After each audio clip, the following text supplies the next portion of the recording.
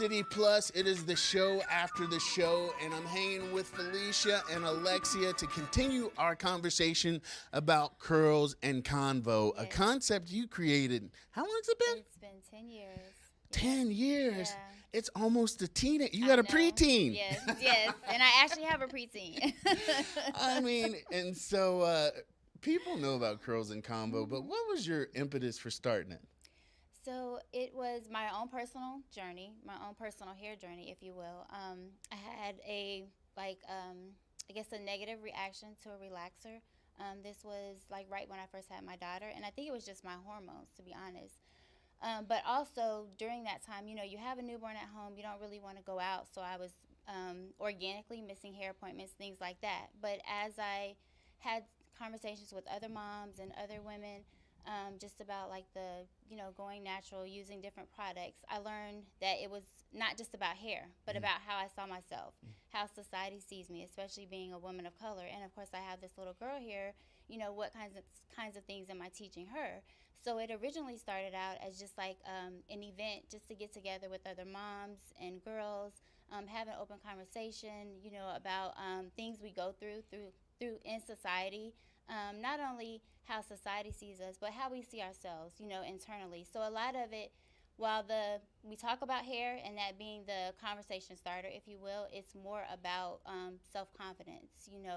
How you see yourself, not necessarily how society sees you, and helps you to navigate, through your life, through your journey, whether it's personal, professional. So there's so many layers, and that's kind of where the convo part comes from. Yeah. So, full disclosure, I had an incident with a relaxer, and that's how I ended up bald. Okay. Just Okay, saying. see? So, and luckily I look good bald, so it works for me. But, so, Alexia, what was it for you to be, why was it important for you to be a part of this? So ironically, I had met Felicia just, through community work. And then when she told me that she was creating this Carlton Convo, I showing up with my baby. And then that evolved into, Felicia, can I bring a couple of the girls from Journey into Womanhood, which is a local nonprofit, Empowerment Resources. And out of that, Felicia's like, you know what, instead of just bringing a couple of girls, what can we do to work together so all of the girls from your program can come? So that's how our relationship and collaboration came to pass, if you will. So. And then you've expanded exponentially, obviously, in 10 years. So, a big question for people is, they're just seeing us. Right. But this conversation is actually for everybody, yeah? It is. It definitely is. And while my personal story was, going natural and not using relaxers, what I also want people to know is everyone is welcome. So whether you have locks or braids, or even if you're still wearing relaxers, it's not just, again, the vehicle to get the conversation started is about hair. And I think especially for women and girls, our hair is our identity. So even if you have no hair, because I had a couple of people on my panel, or sometimes somebody may be experiencing cancer where they lose their hair, or it's alopecia, they have no hair. Even you're welcome to come. Even men, we've had dads, uncles, Girl bring dad. their girls, exactly, bring their girls.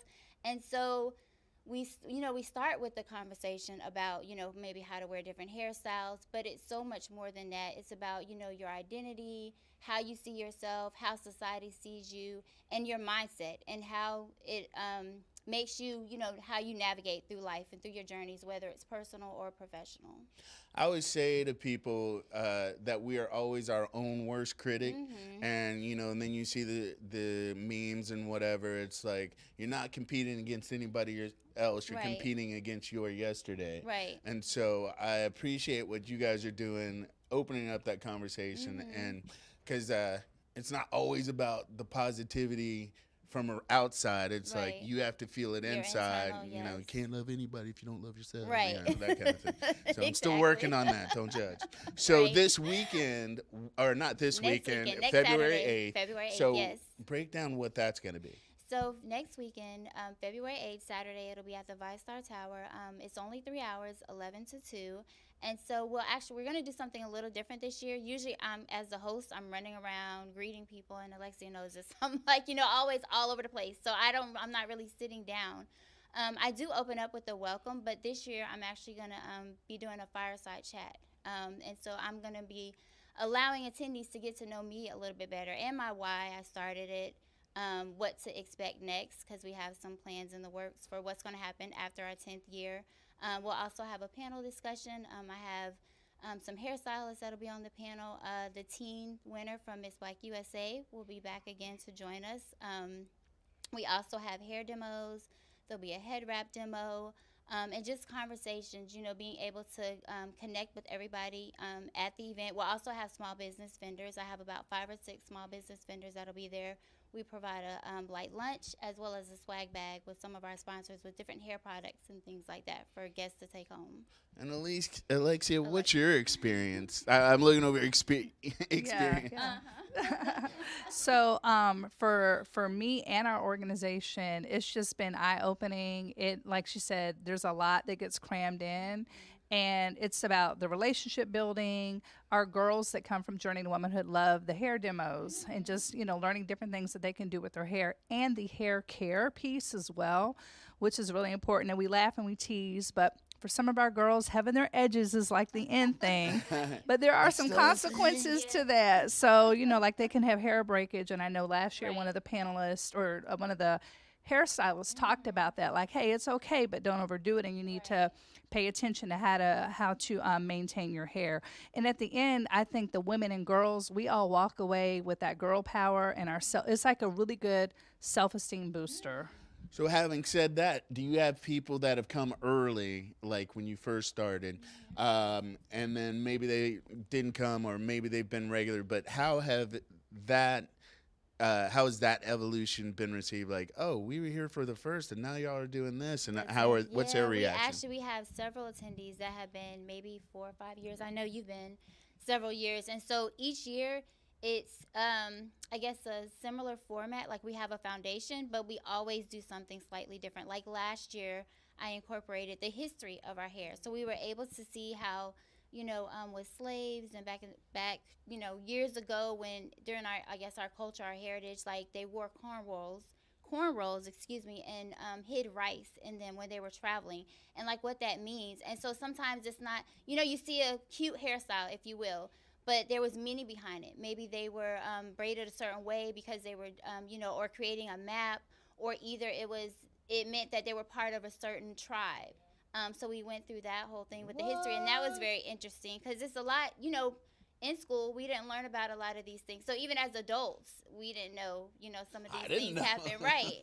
So that was very interesting that we did that. And again, of course, this year I'm going to do the fireside chat and explain a little bit more about my why, what to expect next. But again, several people have been, years after years. And I think, too, sometimes the misconception is, oh, it's just another hair event. It's just another hair show, if you will. But when people come, they see it's totally different. Again, we talk about hair. We talk about different styles. Again, how Alexia said, taking care of your hair. But there's so many other layers. It's also about self-esteem, self-love, networking, and being able to support a small-owned business there, or finding a hairstylist. A lot of my hairstylists who do the demos, they have clients now because that's where they met, at that event. I know Erica and Tracy connected that way maybe 3 or 4 years ago. Yes. So it's going down next week. Yes. We know what you hope people really take away from it, but for you two, really quick, what does it mean for you to know that you've built this and it's become something that people look forward to every year? It means a lot. There is some pressure because it's every always year when putting on an event. I'm like, how can we, add to it, make it better, invite more people who aren't able to come. But I definitely feel like it's a very needed event, a very valued event, and I think people walk away. And I say event, but I think it's the experience. I try to set it up because we're all in one room. So it's the speakers, the attendees, even the vendors. So everybody, is part of the whole experience. And I hope, like Alexia was saying, they leave, feeling empowered, uplifted. It's a safe space. So I just think we try to show, and this sounds cliche, but love and support, because sometimes you don't know what other people are going through. So just to have that foundation in room to be able to do that. I love it. So we are going to end this now because I really wanted to go into a conversation like some of these hairstyles now. I might be showing my age because I'm like, Right. but that's my own private Idaho. If people want to get tickets to the event, you're like, we can have a talk. Right. There's a lot of interesting things out there. But if people want to get tickets to the event, where would they go? So they can go to Eventbrite, Curls and Convo -10.eventbrite.com. And if anybody buys a ticket today, we actually have a promo code, RCL. It's $10 off the adult ticket today. We love a bargain. So thank you, ladies, for hanging out with us and you know, doing what you do, connecting with the community like you have. And I look forward to seeing what you do in the future, moving forward. So people, support your locals, doing great things in our city of Jacksonville. We will have more Plus tomorrow and at 9:30, River City Live.